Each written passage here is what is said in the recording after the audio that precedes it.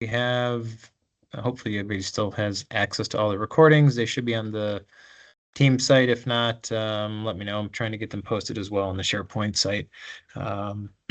So, but if you're not having access to the recordings for these, please let me know. So today, let's see here, looking at early October, and I guess I'm just going to open it up real quick and see how transition is working with everyone. Any major concerns, issues that are occurring, problems people have been seeing. I'm going to give a minute or two just to get some feedback and see what people are feeling out there. If anybody's willing to share.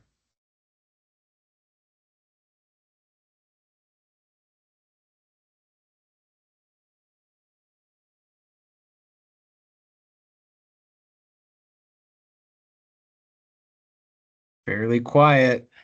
All right, that's what I've been hearing on this side too. So, all right. Well, if you have things that come up, please shoot them in a chat during the call or raise your hand, whatever you would like to. We can hopefully work through those, any issues you may be having. Just a reminder, so WIMS went end of life as of October 1st. All the data is still available, or the information is still available through the data warehouse. If you need at least the weather information, you want to grab it that way, you can still grab it for the Forest Service individuals. Other than that, we do have archived records of it. That are available in like a emergency type of scenario situation. But other than that, hopefully everybody has moved over to FEMS. We're working on continuing some development, and I guess I want to highlight some of the stuff that we're currently working on. So hopefully, if you have a username and login, you should have gotten a message yesterday from FAMOT that we will be down out of service for a couple hours tomorrow morning. There is also a message on the FEMS website at the very top that says we'll be doing some data maintenance tomorrow from 8 o'clock till 10 o'clock Eastern time. And that will be for our FEMS 3.4 3.41 release, which is going to try and take care of some bugs that were identified that occurred during the last release. So a few things that we have going on right now, and I'll just kind of give a quick example of what the issues are so you can see what's going to be fixed tomorrow. It's not a lot. It's just a very short release that we wanted to get completed because there were some issues occurring again with just the data that we were showing. So we want to just get those corrected. So, and then I want to get into some other quick things, but let's see here. There we go. All right. So quick example, one thing that was occurring when you click on a station and when you were on fire danger, if you went to the expand charts view, you can see that we were only showing basically 1 day of information with this one station. So error with all stations. So there was a bug that got introduced in our last release that shortened this view up. With the new fix, we'll be going back to having the full view of the forecast time. So you'll see through, I believe it's a 3-day previous and 3-day extended forecast time frame to help you just get a little more graphical view for these stations. So one small change, but I don't know if anybody had noticed it, but that had been occurring in the previous or in our current environment. The second information that we were looking at, or that came around with the last release, was there was a bug issue when we had missing data in a station for the current observations. It was translating that into the historical data as well. So the trend charts weren't formatting properly. And it was really impacting a lot of the areas now just starting to get into fire season across the East, Great Plains, and the South. So that you will see now as you go to those charts, you will see that the data for the current year is still missing, as evident, right here with this solid connection, but the historical trend lines are still relevant to our period of record data sets. So that is what those are really the two fixes that are occurring with this release. Again, those are bugs that were introduced during our last release. And they're just going to be doing a quick release of that to fix these two issues occurring that we have. The next planned release after that will be mid-December, around December 17th. And that will have a little bit more information going forward. We're going to be ingesting, or hopefully the plan is to have all of the Mesonet stations that we had in WIMS and more available to the units. Again, we're crossing our fingers we can get all of those worked through. We will also be able to do some NFDRS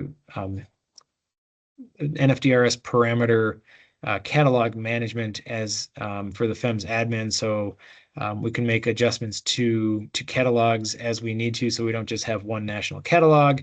Right now we have Texas has some catalogs, and then we have a national catalog, and we hope to be able to begin to expand those into needs for geographic areas. So those are really going to be the big releases for the December release. There's also one other bug happening with the bulk upload and field sample. We're not able to actually bring in bulk data at this time. It's giving us an error. They do have the fix in place, but we're just waiting to get that released into the 3.5 release. So if you guys, I know there's a couple of units out there that have been trying to have bulk data uploaded, and I just want to pass that on, that's why we haven't been able to get that in there just yet, because we have that error. And it's really in a fuel identification piece where the system for some reason is not recognizing even the existing fuels that were out there. So they have the fix in place, but we are getting that fixed, and that will be released in the December time, the mid-December release. So questions on where we are going, or what is currently in FEMS and where we are moving towards?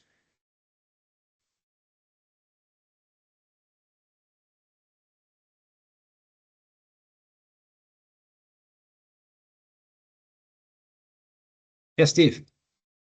Yeah, hey, thanks for all the office hours stuff. Has there been any more discussion on the fuel samples?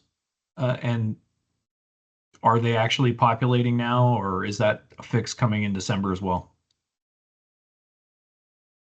You mean, I know there was because I know that maybe you had sent a me a month few a month stuff. or two ago, the fuel moistures were you were not being able to be saved or something like that a month or two ago. Has that been corrected? Yeah, that got corrected back in, I think, July, August Okay. timeframe with that last release, we were able to do that. So you can manually go in and save all the fuel moistures. There was a double database that happened in our late June release that was kind of throwing things off. And so they got that all remedied. And so, yeah, you can go in there and do manual entries of fuels and save sites. The main piece with the field sample information is to remember let me see, I have to log in now, is when you're adding a site, you need to make sure the longitude is negative. And that was where a lot of problems were coming in, is people were not adding the negative in for that information. So that was really a lot of the issue that we had. Let me see if I can show you what I mean on that one. If you Yeah, no, give that me makes one sense, because second. if you don't add that negative, it puts it out in the middle of the ocean or over in Asia. Yep, and that was why I was saying, hey, it doesn't recognize it, um, was because of that reason. So um, let's see here. All right, so yeah, so when you went to do like an add a site, now we have the negative pre-populated in here. There's really like The only place we don't have negatives is Guam, and I don't think we have any field sample sites out in Guam as of right now. So we can make this adjustments for, I think Eric Johnson would be the only one who'd be doing any fuel sampling out there, but I don't think he has any sites out there. So you'll see that we already do have the longitude already pre-populated, and that was usually the issue that was occurring, was there was no negative, and that was why the site wasn't being able to be saved, because it wasn't recognizing it. So that should be all fixed for you. Hey, Scott, just one thing just to remind folks on. So we did have the issue with the double database.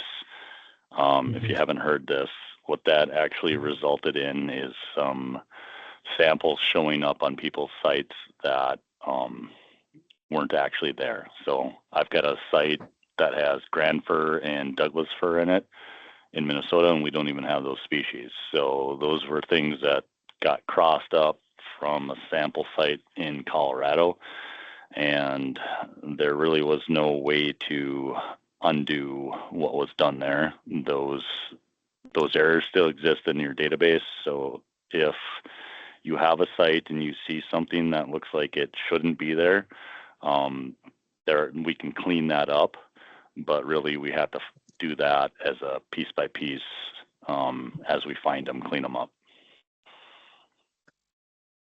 Yeah, I think how many I can't remember what that number was. Thanks for that update, Trevor, that reminder. Yeah, there was like 50 something sites, I think, that it was hard to say because like each issue corresponded to 2 sites, and the report we got only showed my site. It didn't show the issue basically coming from the other site. It's pretty clear when you're looking at it, but it's really hard to even know exactly where they are. And I can just share my screen here quick so people can see what that looks like.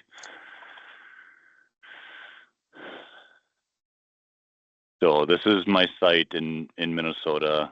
These 2 showed up here, and if I look at them, one of the really interesting pieces here is this value here doesn't even correspond to the subsamples. So when we talk about things getting crossed over, it's really crossed over. So as far as I can tell, these subsamples were actually entered by the intern I had doing the work. And these are the values from this date that should show up here for either Jack or Red Pine. I can't remember which one was which. But they came in and got crossed up with Doug fir. So if you see something that looks like it's off, it very likely is. I haven't cleaned this up. It's actually something I use just as a helpful example. It's not anything that's throwing me off, but other than it just being there, but it is something that is erroneous, and we're going to have to do a manual cleanup on it as you see them. Yeah, and by that, Travis, you mean just the users can go in and delete that species off of there. What I could do is I would just delete this whole thing. I'd save the subsamples, go back with the date and everything. I've got the notes from him doing this too, and I would just go back and actually enter those in where they should be, and that would be the fix we'd be looking for. One thing too, if you do hit this delete, it actually archives, so it's not a full-on delete. So there is still record, and we do have this audit log. It's not showing anything because it's outside of the time span here, but I think if I go back, let's just do this. Yeah, so there is some breadcrumbs in here as to what happened. So there's my intern. Here's Kyle. Somewhere around this time period is when this error occurred.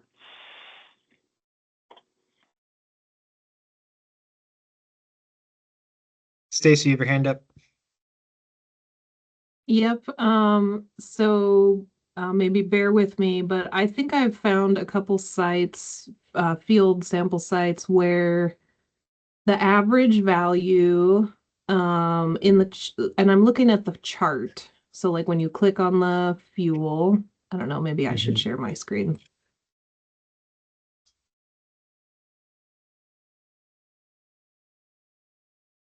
The average comes up identical to the actual value, right? Current sample would be this year's values, and they identically match the average line. So like sample average, right? And I have sites where this is not the case.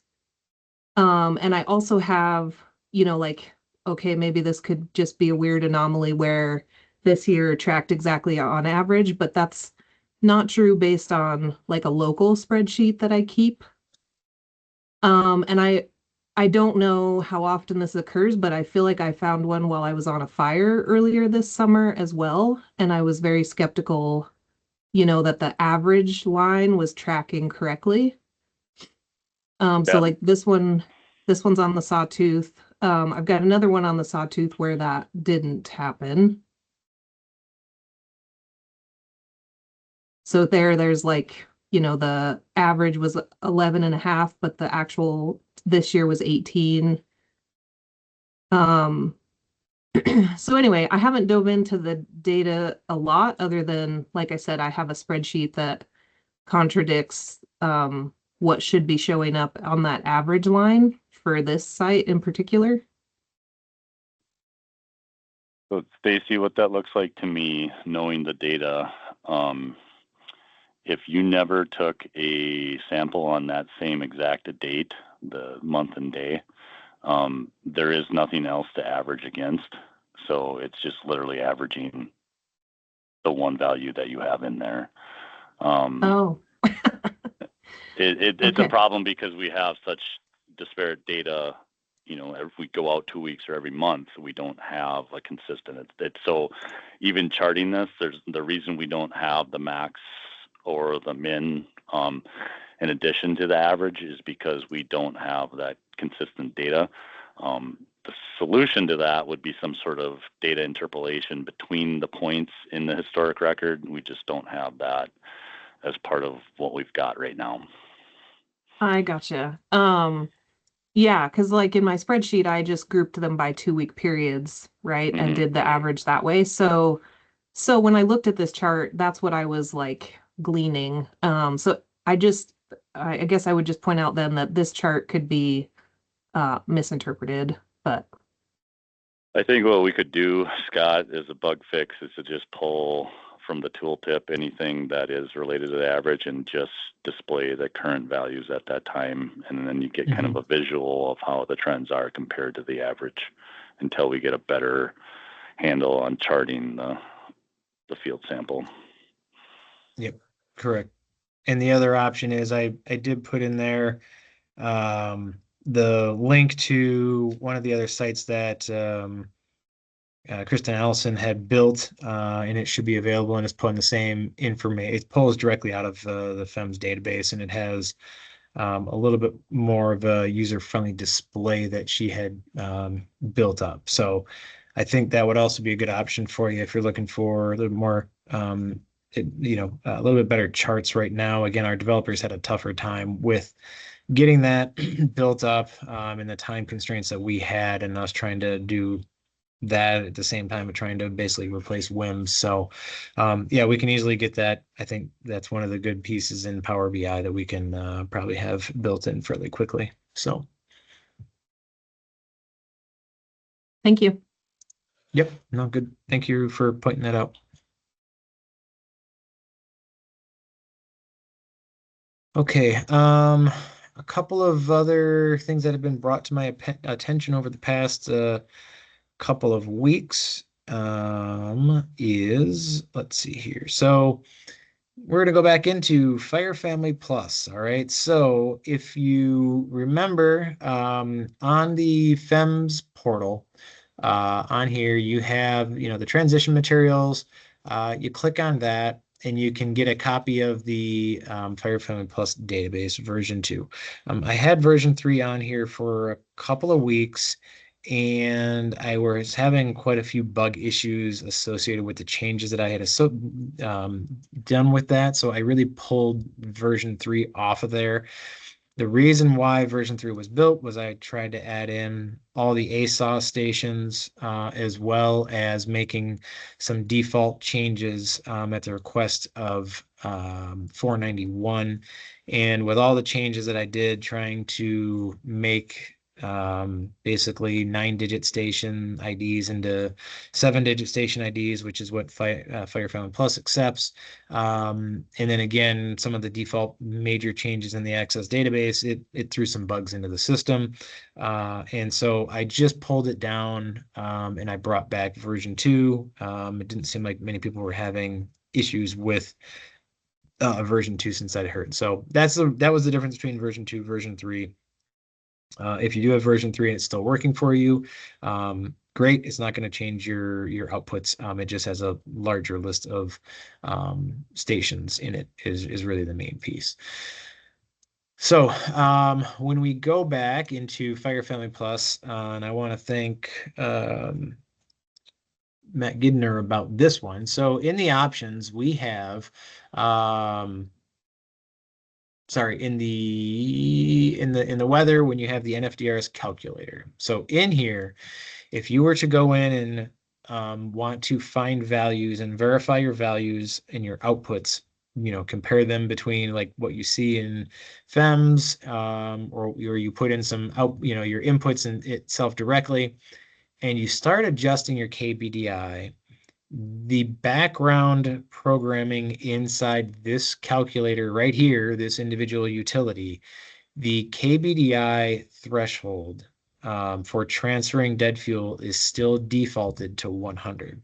So if you adjust and put your fuel or your KBDI at 450, your ERC values are going to change. And that will impact, so you will have different outputs than what FEMS shows, because we have ours defaulted to our KBDI threshold defaulted to 800. So there are different if you are running some individual numbers, you will get different values between that individual utility in Fire Family Plus and what you would see in FEMS. So I just want to make sure that was brought up, and I have not found a way yet to get in there and actually change that yet. I am still looking into it. Both Matt and Faith Ann are furloughed at the time, so I can't reach out to them, but my guess is it would take a new build of Fire Family Plus, and we're trying to stay away from having too many builds of Fire Family Plus occurring at this time. So anyways, just be aware of that. If you do use this little calculator to run numbers, you will see some differences. If you just run your climatology the normal way, you will, and you have all your station catalogs set, the same way. If you get this database from the FEMS portal, you will get the same outputs as we have in FEMS. So just be aware of that little change, or that little idiosyncrasy in Fire Family Plus. One other piece that I do want to bring up that has been brought up to me numerous times, I think, and I don't think I've really highlighted this enough, is that when you do a download from FEMS and you can choose weather, you can choose, when you choose, let's just say your observation and your hourly observation, the data set being in either an FW21 or a CSV.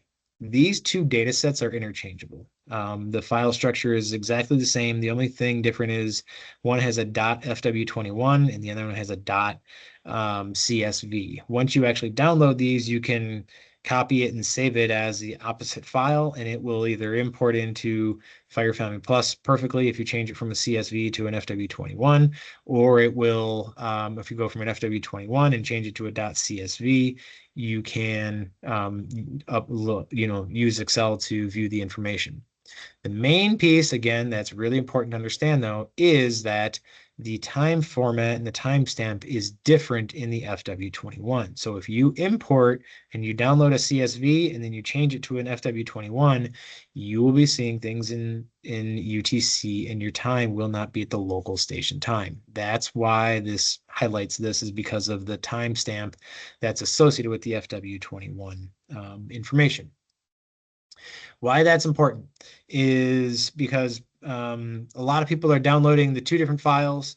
And then when they import the information into Fire Family Plus, and they go to a data or weather and view all observations, um, at times individuals are seeing, hey, wait a second, the two files don't line up. There is data missing inside the FW21 that was not missing in the CSV or okay. And so what's happening is Fire Family Plus does a sneaky thing of it throws out values that it views or it knows will break the calculator. So it will literally delete entire rows of data without you knowing it. It doesn't recognize you and tell you that it's doing it. It just gets rid of it. So if there's a temperature over 145 degrees, it just throws it out. If the RH, I believe, is over 100%, it just throws out that entire record. It doesn't change it to 100. It just throws out the entire record. So, and it does the same thing with precip values. I think it's over like 5 inches or 6 inches in an hour. It just throws out that entire record.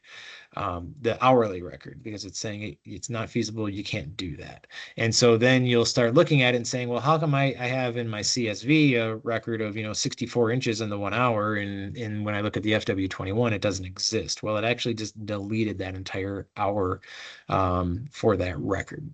So again, just be aware of how Fire Family Plus is, what it does in the background, so that you don't get tricked and understand, okay, do I need to change this, or what's going on with the two different file types.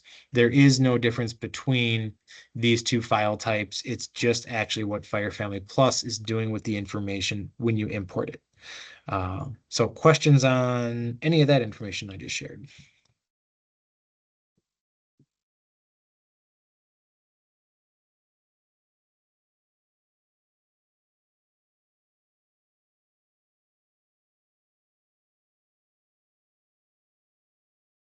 Okay. Kristen had a question in there for the 491 data help material. There was the Prism data tool pulled. And so I think, Kristen, what you're talking about, and jump on if you have a question or if I got this wrong, but the old way we used to do things was, in order to get our updated annual, so in a station, let's see here, in the station average annual precip, this information we would recommend going in every few years, every year, and updating the average annual precip for each station, and that was off of the Prism data. Is that correct? That's what you're referencing, I assume? Yep. Yeah, that's exactly it. And I said, Wyatt, have we done this? And I know he hit you up, and he's like, we don't have to do that anymore. I'm like, what? That's amazing. Right. Yep. So that's exactly part of what we did. So Chuck Maxwell, he took care of all of that for us, and Cheryl Bright, they did all of that for us when we did the master station list that's inside FEMS. So they went through, updated all the average annual precips, they updated all the lat longs, and so those are really updated within the past, I didn't want to say the past year, that we did update all of those. So you don't need to go in there and worry about redoing those. It's not going to change significantly in the past year. And we will be working getting those continual updates for you. And as we get those new updates for lat longs and average annual precips and such, I'll be adding new versions of that database available, so everybody doesn't have to worry about going in and redoing it themselves. I plan to give master station databases out as we get those updates. So FEMS. Somebody on Half of it I don't understand. So somebody we got on not mute. Check your mute button. So let's see here. Yeah, so that's that one, Kristen. So yeah, we hopefully are taking some workload off you. We use the Prism data. I know that Kevin, he made some changes up on the north, up in the North Ops, because there were some areas that Prism doesn't work. And I think we made a few other changes in other parts of the country as well, based on some direct feedback. But it should hopefully save you a little bit of time. So Yeah, I was just wondering too, is in that material, I know that there's a lot of the 491 material within the help thing. Was that pulled out, that kind of that tech tip? That's really what I was asking is, has that been removed or has there been like a note added like, hey, you don't need to do this? In the 491 material, I'm not sure. Yeah, so I'll have to if ask you go to the, I think that it's where is the help material? It's on the FEMS home page. There's a whole bunch of the tech tips. Oh, I Where think I know scroll? where Yeah. you're at. Yeah. So I was just curious if that had been if there'd been a little note added there so that people realized that I was like, oh, that's awesome. But yeah, there was a whole bunch of NFGRS stuff. So I was like, huh, I wonder So is if that's that been in this updated. Yeah. site here? Yeah, that's also part of, yeah. And I think that there was a whole bunch of material in there and the tech tips, and I just didn't know if it was in there still, and if it was, if maybe that's something that needs to be updated um or something just added as a reference. Yeah, I'll have to run Yeah. through these. I don't think they did bring these over, but I will double check these tech tips and make sure. And if we do need to update them, I can get those updated. I think Faith Ann has all the latest tech tips for Fire Family Plus Yeah. updated. Yeah. That's why we brought this in and saying right up front that all this material was brought over from the subcommittee website. And that some of it may or may not be relevant at this time. This was just trying to get us a new place to start, gathering this information so that we had much more ease of access and changing it. And so I will make sure that we kind of run through, and that's actually a really good plan would be, I'll see if I can get all those new tech tips, and I'll have Paul update this entire piece for all the tech tips and get all the newest stuff on here that Faith Ann just worked on. So excellent. Thank you for bringing that up.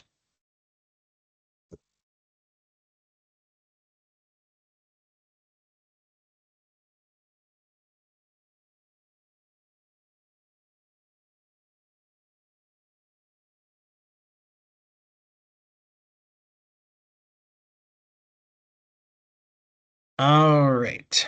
Other questions popping up yet?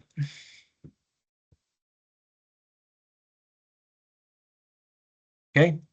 All right, so I know I've talked about this one in the past. So we have this Power BI page that we've been working on. And so it had some very basic information first and some very basic reports. We are just now starting to get to where these are additional and being a little bit, or being more visually appealing and more interactive.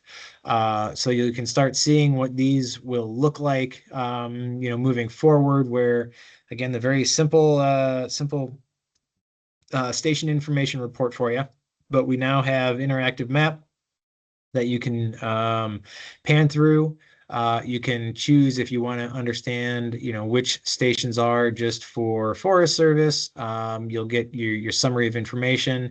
If you want to know what stations are just in, we'll go through, let's try, oh, we don't want to do Puerto Rico. Let's do Washington. Okay, so we have our total summary of 38 that are owned by the Forest Service. Within there, you have your information of what stations these are, counties, the average annual precip for these stations, the average value for those average annual precips, what time these stations transmit, which is going to be important into the next topic that I'm going to show, and then also what period of record these have for each station. You'll see some of them have or are all populated. Actually, for this area, they are all populated except for this one station. And so you'll know when the period of record has for each one station. So again, some basic information, but just wanted to show you the interaction that we're starting to build into these reports, and the plans are, again, to continue enhancement of these reports going forward. So just kind of keep checking over on the Power BI reports, or on the reports page once in a while, to start seeing new reports as we get them built. Additionally, I am going to go second here. So inside,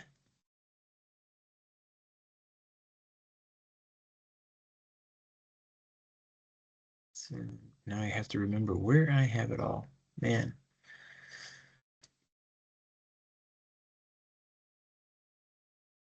So the data ingest timing. So under getting started, you'll see there's quite a few questions that have been occurring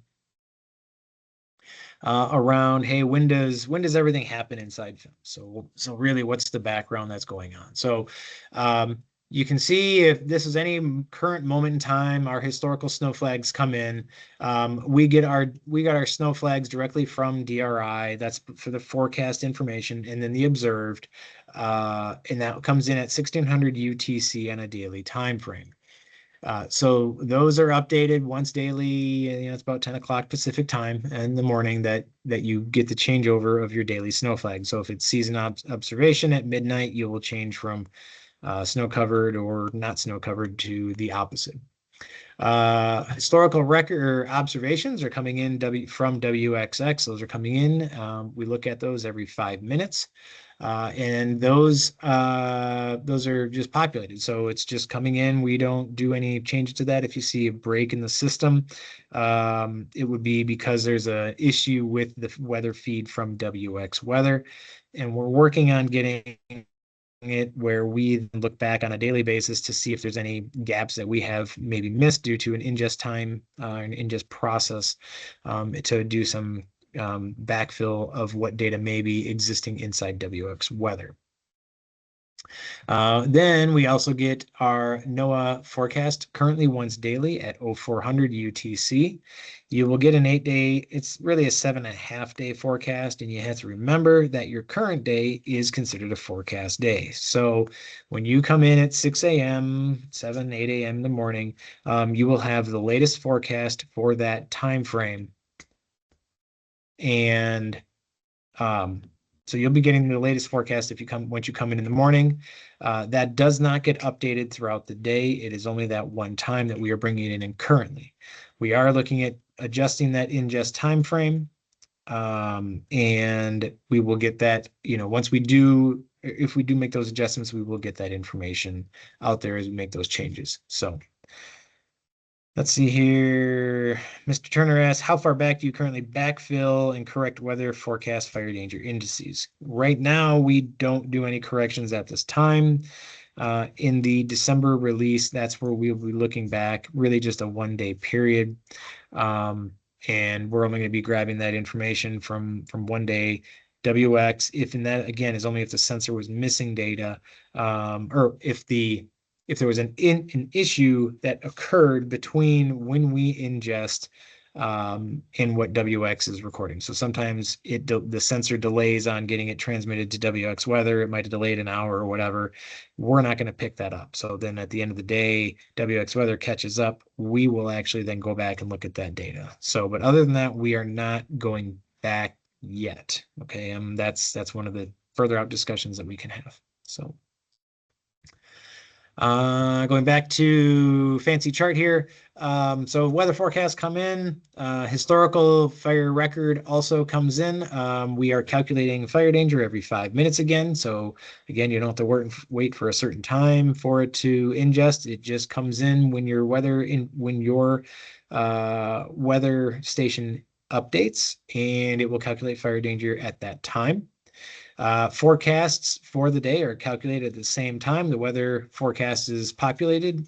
So once we get the weather forecast, it then calculates fire danger and populates that for the 7 days.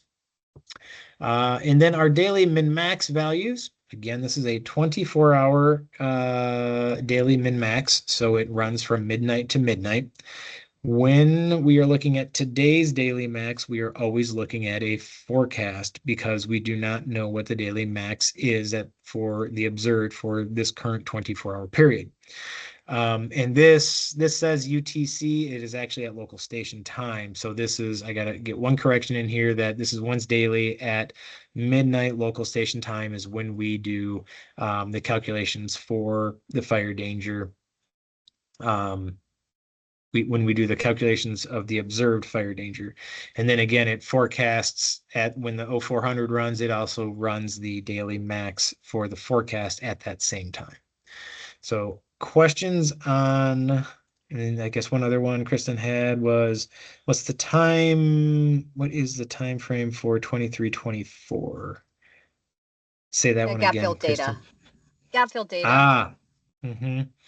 Yep. So what we're hoping that um, Tim is going to be working on that. The problem with us is that or not the problem, the discussion that we've been really currently trying to have is what's the proper way to do this gap fill and doing the data integrity piece, because there's a much broader discussion with the current thresholds that we have set for when a station gets gap filled or when the data quality is considered not good. So if you get over an inch of rain in a site, is that okay? Is it a 10% threshold that things are good or not good? And so we need to have, I think, that broader discussion first with a lot of the Mets across the country in order to really start saying, hey, this would be a good threshold that we could use for temperature, RH, precip, and wind. And then if it's beyond that threshold, we're going to use the gap filled data. So once we have that discussion, we're going to have a much better sense of when we're going to actually be able to give Tim that information, and then he can produce the new gap filled for us. If we, for the time being, the other discussion or decision point is, do we just use the current thresholds that we have, and then know that we'd then have to go redo the full data set again in 6 months or a year, whatever it may be. But that will at least populate you the 23, 24, possibly 25 data. So we're looking at it. I don't have a final timeline just yet, but we are trying to get that we are having that discussion moving forward. So Scott, that brings up a point. Mhm. Not to belabor this conversation, but if No, there is going to be yeah. something different on the 23, 24, is that going to be go back through the whole rest of that time frame as well to make sure that it's all kind of the same? Yeah, so that would be like if we changed, that would be exactly that. So like if Yeah. we wanted to change the snow flag threshold, or if we wanted to change those thresholds, that's the thing. Then yes, we want to keep it consistent for the entire Perfect. period of record. We don't want to just do one small time frame if we change these thresholds. That's where that whole piece comes into it, because we're like, hey, we see all these values that are like way off on wind and the temperature and RH. It's like we have so many stations that have like 200-300% RH, and it's like, okay, but they're in there, but they didn't get thrown out for whatever reason. What do you do with those? So yeah, that would be the piece. So it would be, again, getting a new threshold for us. Would it have that much impact? And everybody's like, oh, great, a new weather data set. Yes, a new weather data set. Is it going to have that significant of impact on your overall thresholds and your breakpoints? I don't think so, honestly. I think we're really close to where we're going to be, and I think you'd see small scale changes. I do not think you'd see the large scale changes in it. That we kind of have seen somewhat with these data sets. I know in certain parts of the country, their values didn't change at all once we get this new data set. Other parts of the country have had a more significant impact. So I think it's going to be a little bit more even. That's going to even narrow down more as we just make these smaller refinements. So yeah, and I would just, I mean, the math is obviously there. So maybe if that does happen, we could find a way to visually like say, hey, your data set has statistically moved in such a way that you might need to do a reanalysis. And, correct. The other ones are like, cool, you're good. Like, Yes. Yes. So, yeah, I mean, that's all I would, hope for is that we're able to use the tools that we have in our disposal to make sure that if that is completed, or for those places that either don't have a very long record where it's the data is itself weighed a lot more heavily, where there could be changes because they don't have that 30 years or whatever it is, that we somehow figure out a way to make sure that that's very easily and visually done, so that when they have to do their next FDOP revision or whatever they're doing, that they know that they're going to have to relook at some of those things again. Yes. Yep. And that's where we're, I guess now that we're starting to get to FEMS, everybody's really kind of digging more and more into the data, and we're getting some more of that analysis that the field is able to do, we just don't have time on our side, honestly, to run through too heavily. And so we're getting a much better data scrub of the data, which is actually very helpful for us. And that, I think, will help out with when we make these changes, what it actually entails down the road. So, and how that impacts your outputs. So. Mr. Turner asks, is there a current issue with wind speeds in relation to forecast versus observed? Boy, that wind speeds are going to be the that is going to be an everlasting issue. If you really want my blunt opinion on this one, not opinion, it is going to be a huge problem as you start getting into real analysis, understanding many of the stations, they are not sited properly.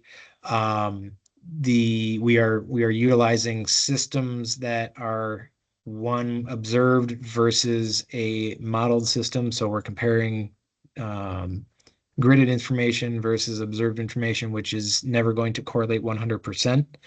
And so when we talk about wind speeds as a whole, we have some very juicy topics to be discussing as an agency overall, because one, there back in the early 90s, there was a report that was made for the raw system and national standards that went in to say that we need weather station standards are 7 times the clearing width to get accurate wind speeds is 7 times the height of the nearest canopy.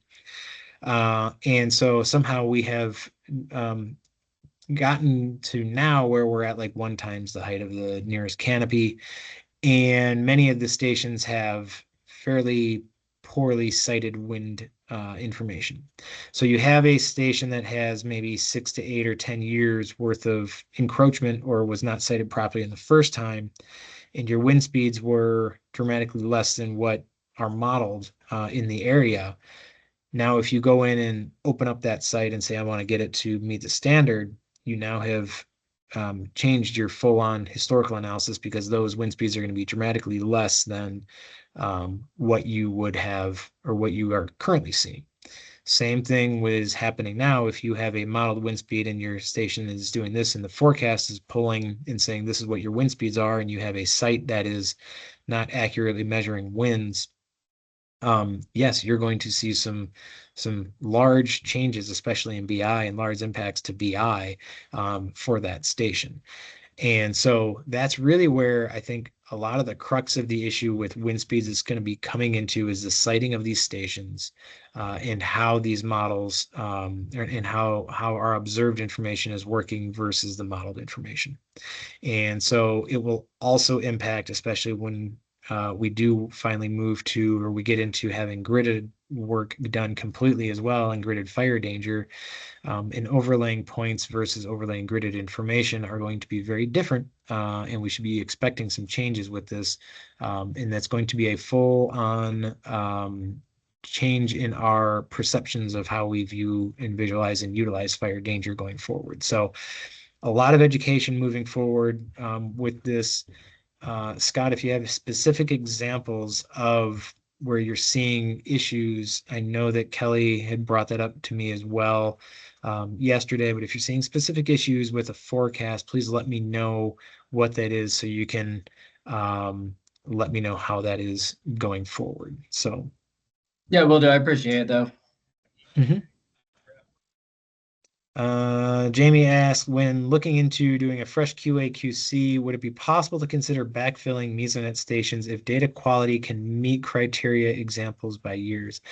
I think that discussion is still, I think there is still some options for that one, but I have got to explore that conversation going forward as well. So what that would look like, but I think that it is still feasible, but I guess I'm going to have to ask more questions on it, Jamie, just to let you know, but I don't want to say it's out of the realm of possibilities because it's not. It's just going to be to ask Tim to be able to do that for us. So. Okay. I appreciate it. Hey, Jamie, Yep. it's Travis, just since you're on, if you can hang out after the call, I'd like to compare a calendar with you. Gonna schedule something here related to that topic. Okay. Yeah, great. Okay, and I'm going to, Travis, you might help me out on the next one, because my brain is failing me at the moment. I believe that the forecasted winds are 10 meter, but they are adjusted to the 20 foot. Isn't that correct? We do a correction for them in there.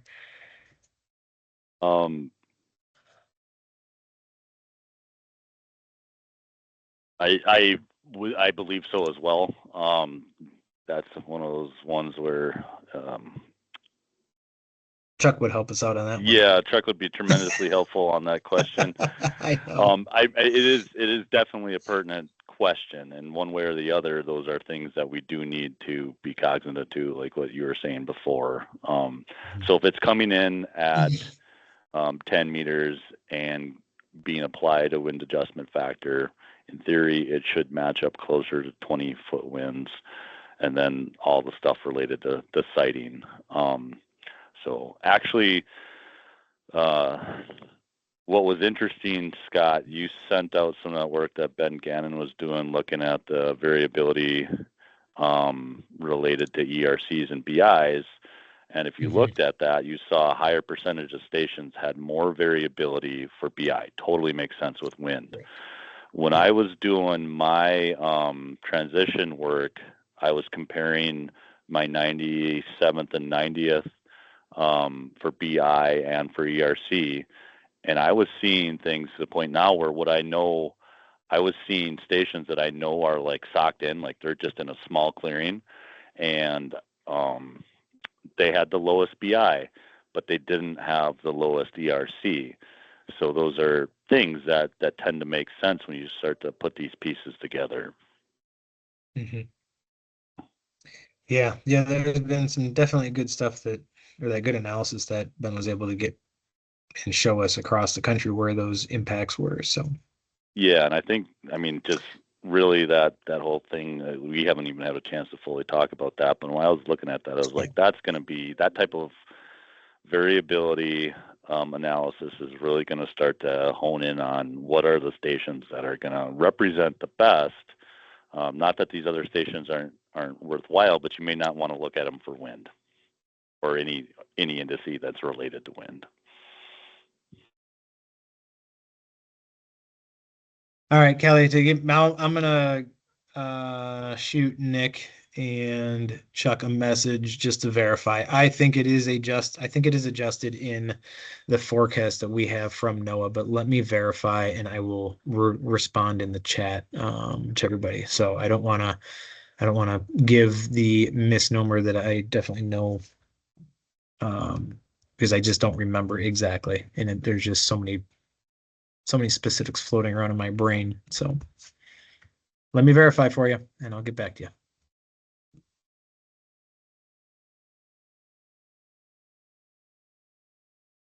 All right. Other questions going forward?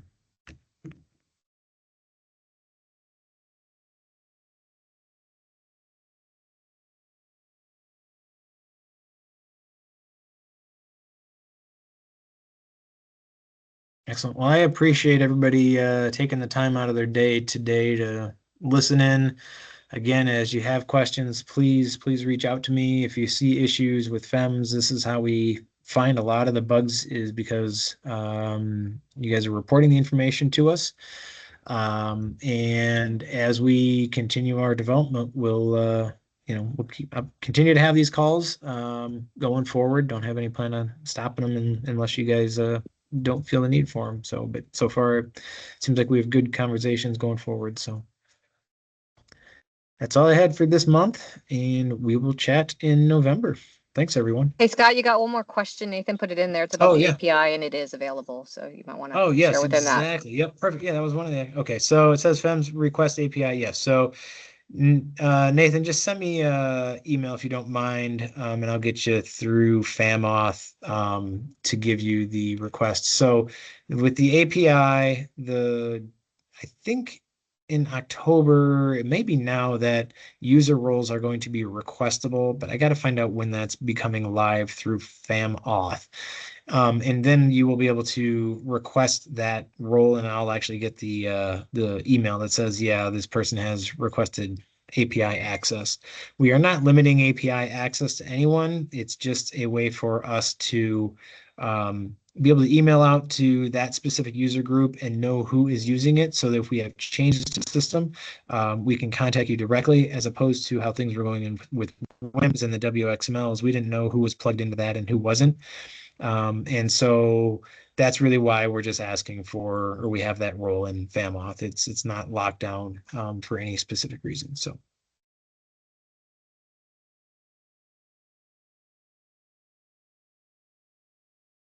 All right.